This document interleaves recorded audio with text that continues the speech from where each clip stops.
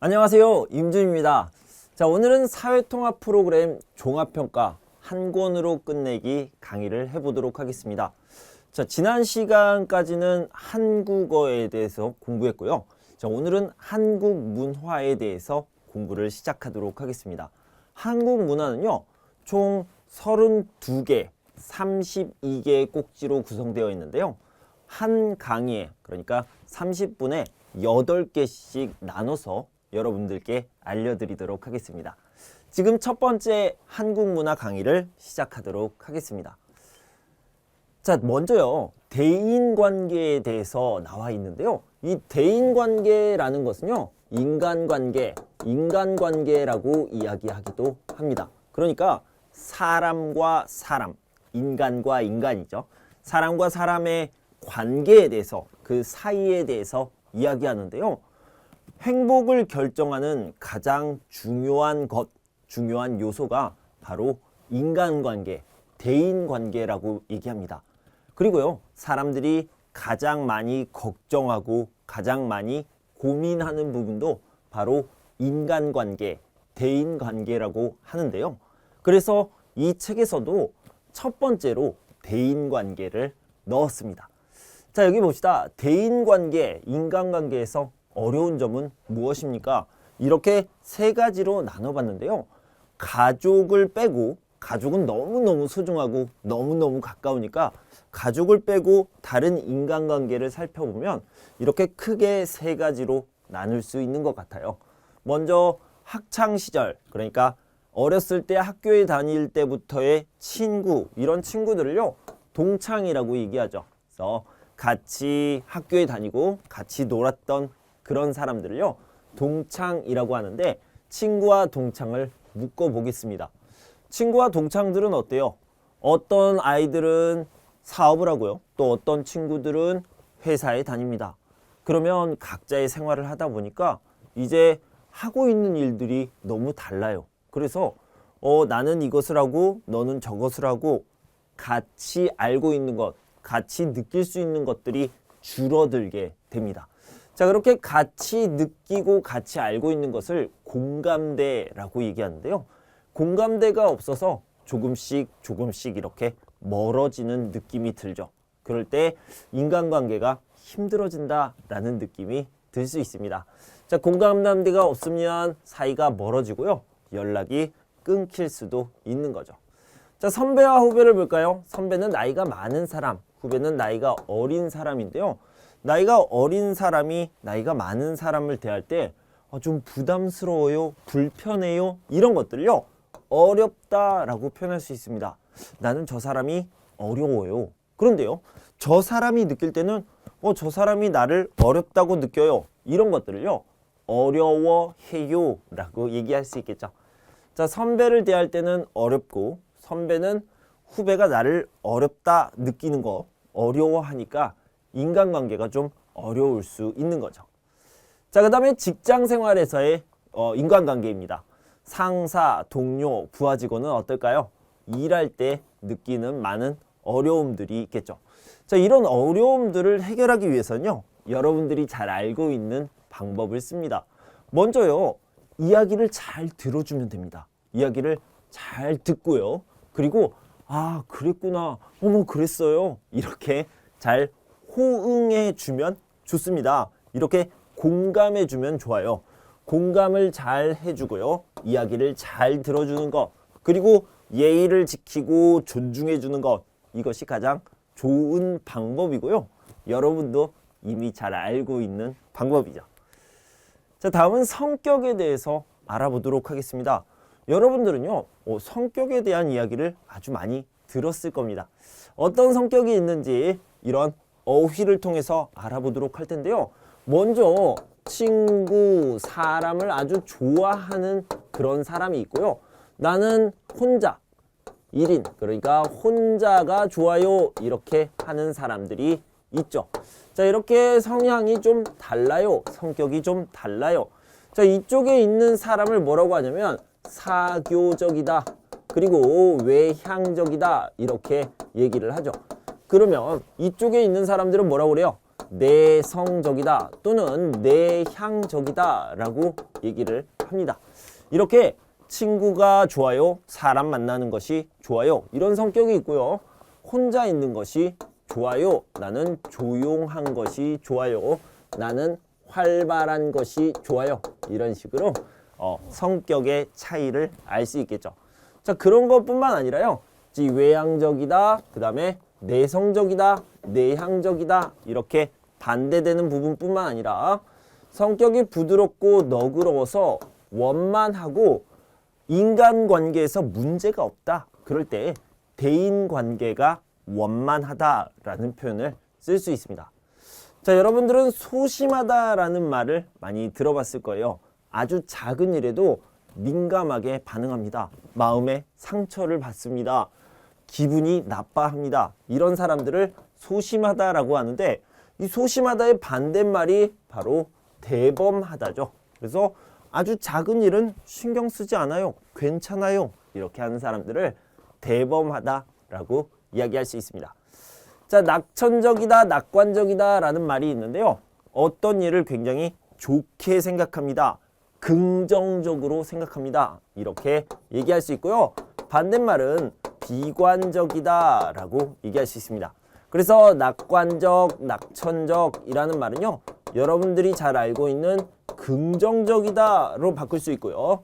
비관적이다 라는 것은 부정적이다, 이렇게 바꿀 수 있겠습니다.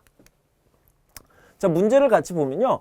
좋은 지도자는 어떤 특징을 가지고 있어야 됩니까? 어떤 성격이어야 합니까? 일단은요, 책임감이 강한 사람이어야 되죠. 지도자니까요. 그리고요, 거짓말을 하면 안 됩니다. 거짓말을 하지 않는다, 이런 것들은요, 솔직하다라고 얘기할 수 있고요. 그리고 정직하다라고 얘기할 수 있습니다. 그래서 좋은 지도자는 정직하고 책임감이 강한 사람이다 라고 얘기할 수 있겠죠. 자, 그는 활동적이고 어때요? 그래서 인기가 많습니다. 활동적이고요. 그리고 친구를 좋아합니다. 사람 만나는 것을 좋아합니다. 외향적이다 라고 얘기할 수 있고요.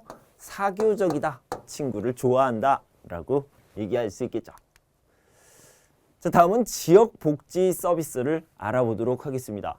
나라에서 국민들에게 많은 것들을 해줍니다. 도와줍니다. 이렇게 도와주는 것을 지원이라고 얘기하는데요. 지원은 돕다라고 여러분들이 간단하게 생각하시면 되겠습니다. 그런데 어떤 것을 지원해 줍니까? 어떤 것을 도와줍니까? 자, 여기 보면 의사가 있네요. 의사.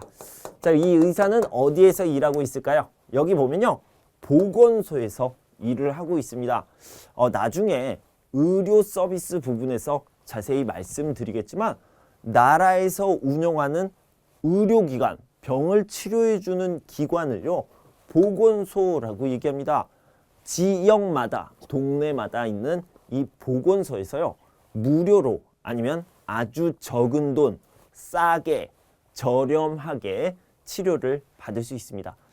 자, 어떤 것들이 무료냐면요, 독감 예방, 그러니까 독감에 걸리지 않도록 주사를 놔줄 수 있는데요. 이렇게 주사를 놔주는 것, 예방 주사, 예방 접종을 할 때 이런 지원이 들어갈 수 있겠죠. 나라의 지원입니다. 자, 그리고 무료 상담을 해줄 수 있는데요. 자, 여러분들이 고민하는 것들 중에 가장 많은 것들이 인간관계, 그리고 돈이 있겠죠. 여러분들이 일을 했는데 돈을 받지 못했어요. 그러니까 월급을 받아야 되는데, 급여를 받아야 되는데 이번 달 월급을 사장님이 주지 않아요. 그러면 나중에 줄게요, 나중에 줄게요, 계속 못 받을 수도 있겠죠. 자, 이런 상황을요, 임금체불이라고 얘기합니다. 임금체불이란 건 방금 말씀드린 것처럼 일을 했는데 월급을 주지 않아요. 다음에 줄게요, 이렇게 이야기하는 거죠. 자, 이런 임금체불이 있을 때 나라에서, 정부에서 상담을 해주는 시스템을 만들었습니다. 자, 그리고 역시 돈 문제인데요. 열심히 일을 했는데 퇴직금을 안 줘요. 이런 경우도 있겠죠. 자, 여러 가지 이런 상담들을 지원해준다. 국가에서 복지 서비스로 지원해준다. 이렇게 알아두시면 되겠습니다. 자, 역시 취업, 직업에 관한 프로그램도 진행되고 있습니다. 그래서 취업을 하려고 하는 이런 취준생이 나와 있는데요. 취준생이라는 것은 취업 준비생이라고 할 수 있죠. 이런 취업 준비생들이 어떤 것을 준비해야 될까요? 보통은 스펙이라고 하는데 자격증을 준비해야 되고요. 실제로 취업을 할 때는요. 자소서를 써야 됩니다. 자소서가 뭐예요? 자기소개서죠. 자기를 소개하는 글을 써야 되고요. 또는 자기가 어떤 일을 했는지 이력서를 쓰게 됩니다. 또는 취업을 지원하게 되잖아요. 나는 이 회사에서 일하고 싶어요. 입사 지원서를 쓰는데요. 이런 지원서를 이렇게 작성해야 됩니다. 그래서요. 면접도 봐야 돼요. 면접 스킬을 배우고요. 자기소개서를 써야 돼요. 자기소개서 작성 방법도 배웁니다. 자, 이런 것들을 무료로 또는 아주 싼 가격, 저렴한 가격으로 교육해주는 그런 복지 서비스가 있고요. 자, 이력서를 한번 나중에 보도록 하겠습니다. 자, 교환, 환불 이런 것들을 알아보도록 할게요. 여러분들이 쇼핑을 하다 보면요. 어떤 물건을 샀는데 문제가 있을 때가 있어요. 문제가 있으면 어떻게 해야 됩니까? 문제가 없는 물건으로 바꿔야 되겠죠. 자, 이렇게 바꾸다라는 것을요. 교환하다라고 이야기를 할 수 있습니다. 또는 물건을 물건으로 바꾸는 것이 아니라 돈으로 다시 주세요. 그래서 돈을 다시 받다 이렇게 하는 것을요. 바로 환불이라고 얘기합니다. 그러니까 물건을 물건으로 바꾸다, 교환, 물건을 다시 돈으로 바꾸다, 이것을 환불이라고 이야기하죠. 어떨 때요? 문제가 있을 때, 문제가 있다, 이렇게. 나중에 다시 이야기하겠지만 문제가 있는 것은요, 불량이라고 얘기합니다. 또는 하자가 있다, 이런 식으로 얘기할 수 있겠죠. 자, 그런데 저는 바꾸고 싶어요. 또는 돈을 다시 받고 싶어요. 즉 교환하고 싶어요. 환불하고 싶어요. 왜요? 왜요? 이렇게 물어봤더니 그냥 마음이 바뀌었어요.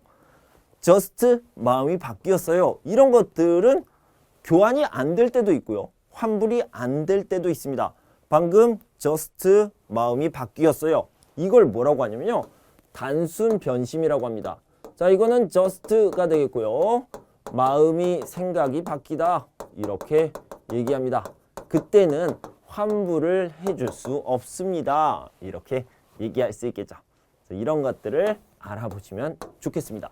자, 방금 문제가 있는 것을 불량이라고 했고요. 문제가 있는 물건을 다른 말로 상품이라고 할 수 있겠죠. 그래서 문제가 있는 상품을요. 뭐라고 하냐면 불량품이라고 이야기합니다. 불량품이요. 자, 여기를 보면요.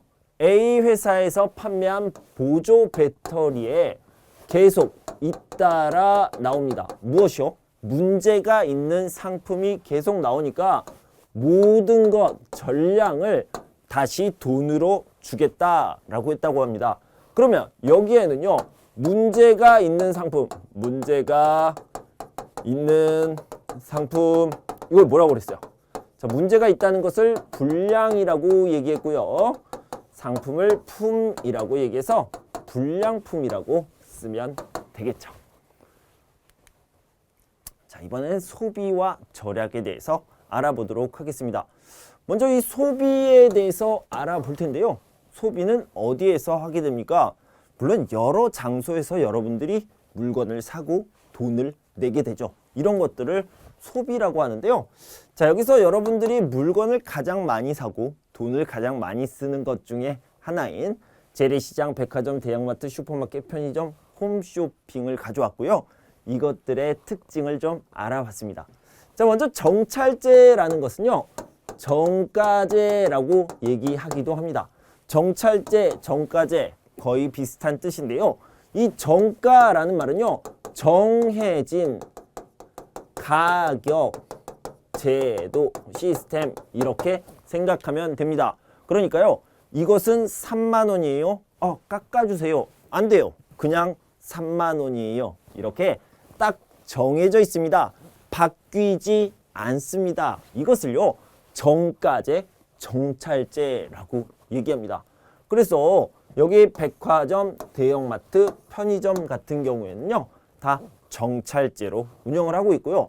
깎아주세요 라고 할 수 있는 곳은 어디예요? 바로 재래시장이죠. 그럼 깎아주세요 라고 하는 걸 뭐라고 합니까? 흥정이라고 하죠. 그래서 흥정이 가능하다. 그래서 정찰제가 아니다 라고 얘기할 수 있죠. 자, 시간과 공간의 제약이 있습니까? 여러분들이 알고 있는 그대로입니다. 여기 보면 홈쇼핑 또는 인터넷 쇼핑 이런 데 있잖아요. 인터넷 쇼핑이나 홈쇼핑 같은 경우는요. 시간의 제약도 그러니까 1년 365일 24시간 모두 가능하고요. 여러분들이 어디에 있든 뭐 침대에 있든 소파에 있든 직장에 있든 어디서든지 할 수 있습니다. 그래서 언제든 whenever 어디서든 wherever 이렇게 다 할 수 있는 거 시간과 공간에 제약이 없다. 이렇게 알아두시면 되겠습니다. 자, 주거 환경을 좀 보도록 할 텐데요. 여기서 보면 도시와 농촌의 특징에 대해서 이야기를 하고 있습니다. 도시와 농촌 하면 여러분들이 어떤 것을 먼저 떠올리게 돼요? 도시 하면요. 바쁘다. 바쁘다라는 느낌, 복잡하다. 이런 느낌이 있죠. 농촌은 어때요? 바쁘지 않다. 즉 한가하다. 여유 있다. 라는 느낌이고요. 복잡하지 않다. 즉 한산하다. 이렇게 생각할 수 있겠죠. 자, 그래서요. 나는 선생님은 도시 하면 많다. 이렇게 생각이 됩니다. 그리고요. 농촌 하면 뭐예요? 적다. 뭔가가 적다라는 느낌이 들어요. 자, 이걸로 이 느낌으로 한번 설명을 해보도록 하겠습니다. 자, 많다라는 게요. 어떤 게 많아요? 먼저 사람이 많습니다. 사람이 많고 차도 많아요. 차도 많고요. 그래서 집도 많죠. 집도 많다. 이렇게 생각할 수 있겠죠. 또는 직장도 많고요. 회사도 많이 있습니다. 자, 이런 특징들을 가지고 있죠. 자, 사람이 많고 차도 많고 집도 많다 보니까 어떤 것이 많아요? 편의시설도 많이 있습니다. 사람이 많으니까 병원도 필요하고요. 백화점도 필요하고 어떤 학원, 학교도 많이 필요하겠죠. 그래서 편의시설도 많이 있습니다. 그런 곳이 바로 도시다. 이렇게 생각하면 되는데요. 이렇게 편의시설이 많은 것, 문화시설, 의료시설이 많은 것은요. 좋은 점, 장점이 될 수 있겠죠. 그리고요. 차도 많기 때문에 교통이 발달했어요. 그래서 편리해요. 이런 것들이 특징이 될 수 있는데요. 그러면 문제점은 뭘까요? 문제점은 왜 발생해요? 많다. 뭐가 많아요? 사람이 많아요. 차가 많아요. 집이 많아요. 그래서 문제점이 발생할 수 있습니다. 먼저요. 오염이 심각합니다. 그리고 소음도 심각하고요. 그 다음에 복잡하다라는 그런 특징이 있죠. 집도 많이 있지만 사람이 더 많기 때문에 주택 문제도 발생할 수 있다. 여기까지 좀 알아두시면 좋겠고요. 자, 이번에는 농촌으로, 그러니까 시골로 한번 가봅시다. 방금 얘기했던 것처럼요. 농촌, 시골은요. 적다라고 얘기했죠. 뭐가 적어요? 방금 얘기한 것처럼 사람이 적습니다. 사람이 적기 때문에 항상 조용하다라는 느낌이 있고요. 한가하다, 여유 있다 이런 느낌이 있고 또 깨끗하다라는 느낌이 있습니다. 깨끗하다, 자연 환경이 좋다 이런 느낌이 있겠죠. 적기 때문에 차도 적고 사람도 적기 때문에 이렇게 좋은 것들이 있습니다. 그런데요. 적기 때문에 안 좋은 것들도 있습니까? 네. 방금 도시 이야기를 할 때 얘기했던 것처럼요. 편의시설이 적습니다. 그리고 교통시설, 교통 인프라도 굉장히 적은 편이어서요. 교통이 불편하고 의료시설, 문화시설, 편의시설이 부족하다라는 문제가 있습니다. 그리고 사람이 적기 때문에 농사도 지어야 되고요. 또 다른 일도 해야 되는데 일할 사람이 적어요. 자, 이렇게 일할 사람을 일손이라고 얘기합니다. 일할 사람, 일하는 사람 이런 걸 일손이라고 하는데 일손이 부족하다는 문제도 있다. 이렇게 알아두시면 되겠습니다. 자, 다음은 문화생활입니다. 자, 여러분들은 열심히 일하고요. 또 열심히 공부를 합니다. 그런데 그렇게 일하고 공부하다가 주말이 되면 또는 방학이 되면 여러분들이 어떤 취미 생활을 즐길 수 있고요. 여가 생활을 즐길 수 있습니다. 그래서 많은 여가 생활, 취미 생활이 있겠지만 그 중에서도 좀 문화적으로 즐길 수 있는 것들이 많이 있겠죠. 여러분들은 어떤 걸 좋아합니까? 영화, 연극, 전시회 이런 것들을 좋아합니까? 저는요, 뮤지컬을 굉장히 좋아합니다. 자, 이 뮤지컬이라는 것은 음악, 뮤직이죠. 그리고 연극이 함께 합쳐진 형태. 자, 미국에서 만들어진 그런 형태를 이야기하는데요. 한국적으로 이야기하면 자, 한국 전통 문화를 좀 살펴보면요. 이런 것들이 판소리라든가 판소리는 스토리텔링도 들어가 있죠. 또는 마당극 이런 식으로 들어가 있습니다. 그래서 전통 문화, 한국의 전통 문화에서도 찾아볼 수 있는 모습이다. 이렇게 알아두시면 되겠는데요. 자, 이 뮤지컬을 어디에서 볼 수 있어요? 뭐 문화회관이라든가 아니면 극장에서 볼 수 있습니다. 자, 두 번째는 버스킹이 있습니다. 이 버스킹이라는 것은요, 한국어로 얘기하면 길거리 공연이에요. 그래서 길거리에서 공연하는 모습을 얘기하는데요. 여기는 여수밤바다라는 그런 길거리 공연의 이름을 가지고 있네요. 자, 그다음에 사물놀이, 한국의 전통 문화입니다. 여기서 이 4라는 것은요, 숫자 4를 이야기하는데요. 제가 다음 화면에서 자세히 설명해 드리도록 하겠습니다. 먼저 뮤지컬의 모습입니다. 뮤지컬은 미국에서 시작된 공연 형식이고요. 방금 얘기한 것처럼 뮤직, 그러니까 음악과 그다음에 연극이 합쳐진 형태다. 이렇게 생각하시면 되겠습니다. 자, 이거는요, 버스킹이에요. 그러니까 아까 말씀드린 것처럼 길거리 공연이죠. 길거리 공연을 하는 모습이고요.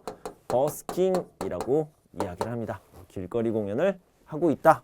이런 문화가 있죠. 자, 그다음에 몇 개예요? 하나, 둘, 셋, 넷. 네 개네요. 그죠? 네 개. 네 개의 물건. 자, 이 물건이라는 것은요, 악기를 얘기하는 거예요. 그래서 이 뮤지컬 인스트루먼트, 악기를 가지고 놀다예요? 플레이예요? 네. 자, 플레이라고 하면요, 여러분들이 알고 있는 것처럼 놀다라는 뜻도 있지만 뭐 운동하다, 그리고 공연하다, 연주하다라는 뜻도 있죠. 그래서요, 여기서는요, 이 놀이가 공연하다 또는 연주하다라는 의미로 쓰입니다. 네 가지 악기를 가지고 공연을 하다, 그 다음에 연주를 하다, 음악을 만들다 라는 의미가 되겠죠. 자, 먼저 이거는 북입니다. 북이고요. 여기는 꽹가리가 되겠고요. 여기는 징이고 여기는 장구가 되겠습니다. 그래서 사물놀이, 북, 꽹가리, 장구, 징을 가지고 얘기하는데요. 이거를 짧게 줄여서 쇠라고 하는 경우도 있으니까 이것까지 알아두시면 좋겠네요. 자, 이렇게 사물놀이를 하는 모습입니다. 여기 뭐가 있어요? 여기는 징이 있고요. 여기는 꽹가리가 있고 여기는 장구, 여기는 북, 이런 식으로 네 가지 물건, 네 가지 악기를 가지고 공연하는 거 바로 사물놀이가 되겠다. 이렇게 알아두시면 되겠습니다. 자, 여기 보면 가야금이라는 악기도 있죠. 그래서 전통적인 악기다. 이렇게 알아두시면 되겠고요. 자, 여기는 뭐예요? 여기 보면은 보딩 패스라고 나와 있는데 이거는 여행에 관련된 이야기겠죠. 여행은 비행기 표라고 얘기하는데 비행기 표를 영어로 티켓이라고 얘기하잖아요. 그래서 한국어로도 티켓이라는 표현을 많이 씁니다. 자, 이 사람은 어디에 간지 봅시다. 일단 홍길동 씨고요. 홍길동 씨는 서울 인천에서 출발해서 미국 LA 로스앤젤레스로 가네요. 이런 여행 정보를 알 수 있겠죠. 자, 마지막으로 음식과 요리 부분을 살펴보도록 하겠습니다. 여러분들은 요리를 좋아하시나요? 요리를 잘 하시나요? 저는 좋아합니다. 그리고 잘 하지는 않지만 제가 만든 음식을 제가 먹으면 맛있더라고요. 그러니까 제가 느끼기에는 제가 요리를 잘한다고 느끼는데요. 이따가 여러분들에게 된장찌개 끓이는 방법을 잠시 후에 알려드리도록 하겠습니다. 자, 일반적인 것들을 먼저 얘기할게요. 자, 여기에 이렇게 솔트라고 적혀 있습니다. 솔트, 이거 맞죠? 솔트가 있는데, 자, 이것을 이렇게 뒤집어서요. 뒤집어서 축축축 이렇게 되는 것을요, 뿌리다라고 얘기해요. 축축축 또는 이렇게 하는 거예요. 이런 것들을 뿌리다라고 얘기합니다. 소스를 뿌리고요, 깨를 뿌리고, 후추를 뿌리고, 소금을 뿌리고, 이렇게 하는 것을 뿌리다라고 얘기하죠. 만약에 옷이 구겨져 있으면 칙칙칙 이렇게 물을 뿌리기도 하고요. 머리에 스프레이, 헤어 스프레이를 뿌리기도 하죠. 그런 것들을 뿌리다라고 표현을 합니다. 자, 다음은 컷을 얘기하겠습니다. 자, 이 컷을 보면요. 썰다가 있고요. 이 썰다는 보통 칼을 이용해서 썰다라고 얘기할 수 있겠죠. 그러면 선생님 가위도 컷할 수 있잖아요. 네, 맞아요. 가위는요, 자르다라는 표현을 씁니다. 그래서 칼로 썰다, 가위로 자르다 이렇게 이야기를 합니다. 자, 근데 칼로 썰 때요, 이게 어떤 것을 이렇게 썰잖아요. 써는데 썰었을 때 모양이 이렇게 가늘고 길게 나오는 거예요. 이런 것들은요, 채를 썰다라고 얘기합니다. 채를 썰다 이렇게 얘기하고요. 자, 다시 한번 이렇게 썬 다음에 가루가 되도록 이렇게 아주 작게 씁니다. 작게 써는 것을 다지다라고 이야기를 합니다. 다지다, 이렇게 채를 썰다라고 있고요. 그 다음에 다지다라고 얘기할 수 있습니다. 자, 그 다음에 깍둑썰기를 하다. 여러분들은 깍두기를 아시나요? 그래서 물을 가지고 김치를 담그는데요. 이것을 깍두기라고 하죠. 깍두기. 자, 이 깍두기의 모양으로 써는 것을요, 깍둑썰기를 하다라고 얘기할 수 있죠. 어떤 것을요? 야채를, 뭐 채소, 그리고 두부 이런 것들을 깍둑썰기, 이 모양으로 썰 수 있다. 이렇게 생각할 수 있습니다. 절이다라는 것은요, 어떤 양념이 여기 음식 안에 샥 들어가는 것을 이야기해요. 그래서 절이다. 그 다음에 담다는 넣다라고 생각하면 되고요. 자, 맞추다는 알맞게, 적당히 하다, 맞게 하다, 적당히 하다, 이런 것들을 맞추다라고 얘기할 수 있습니다. 선생님 너무 더워요. 그러면 에어컨을 틀어서 온도를 낮춰주고요. 선생님 너무 추워요. 그러면 히터를 틀어서 온도를 높여줍니다. 이렇게 온도를 적당히 맞게 맞춰주다라고 이야기할 수 있겠죠. 자, 아까 말씀드린 대로 된장찌개 끓이는 법을 알려드리도록 하겠습니다. 재료는 애호박, 버섯, 두부, 양파, 대파, 청양고추, 된장, 다진 마늘, 멸치가 있는데요. 이 청양고추는 매워요. 아주 맵습니다. 그래서 매운 음식이 싫어요. 그러면 이것은 빼주셔도 괜찮습니다. 자, 먼저요, 멸치로 국물을 내는 것이 좋겠습니다. 멸치를 다듬어서 냄비에 넣은 후 물을 4컵 정도 넣고 끓인다라고 하는데, 이 멸치를 다듬는 게 귀찮아요. 그러면요, 여러분들이 마트에 가시면 멸치 다시가 있습니다. 그래서 멸치 다시를 넣고 끓여주시면 되겠습니다. 이게요, 이렇게 베이스, 기본이 되는 거예요. 기본이 되기 때문에 아주 중요합니다. 된장찌개의 맛을 내는데 아주 중요한 과정이다. 이렇게 생각하면 되겠고요. 그 다음에 채소를 다듬어주고 멸치 국물이 우러나면 양파부터 넣어줍니다. 그리고 버섯과 애호박을 넣어준 다음에요. 된장을 풀어주게 됩니다. 그래서 된장 맛이 된장찌개의 맛을 결정하는 거죠. 그리고 파와 고추를 같이 넣어주시고 아까 말씀드린 것처럼 고추를 많이 넣으면 좀 매콤한 맛이 나고요. 고추를 조금만 넣으면 덜 매우니까 참고로 하시면 되겠습니다. 자, 그리고 두부를 마지막에 이렇게 깍둑 썰기, 아까 뭐라고 그랬죠? 이렇게 큐브 모양으로 썰어주는 거 깍둑 썰기라고 하죠. 그리고 보글보글보글 끓여주면 이런 모습이 나오게 됩니다. 맛있게 먹으면 되겠습니다. 자, 오늘은요 문화 수업 첫 번째 시간이었습니다. 그래서 1번부터 8번까지 8꼭지를 여러분들께 소개해 드렸습니다.